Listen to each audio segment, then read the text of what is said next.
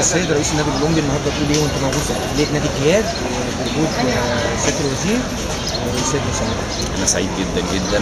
أنا عضو في نادي الجياد وفرحان جدا بمجلس الإدارة بما صوتنا إن هو بيكمل مسيرة كبيرة جدا ونقلة كبيرة جدا لنادي الجياد هنفرح بيها لأولادنا ولأعضاء النادي.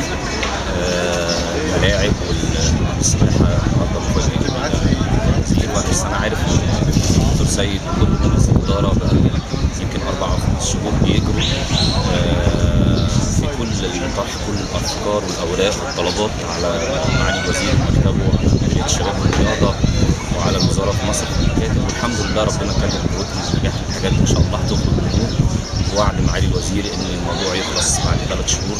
ده انجاز كبير جدا هيضاف لنادي الجياد ويضاف لمجلس الاداره، وبشكرهم على جهدهم وان شاء الله بنطالبهم باستكمال كل الحاجات اللي هي لاحقه فيما بعد هذه الانشاءات، واكيد هم في جهودهم الكثير. انتهز الفرصه ان سيادتك معانا النهارده ونقول لك الاولمبي وحشنا في الدوري الممتاز، السنه دي ايه الوضع؟ السنه دي صادفنا يعني سوء ضغط في الكوره كبير قوي في الفريق الاول. مباريات راح فيها بسبب التحكيم، مباريات فيها اصابات كبيره خسرت الفريق.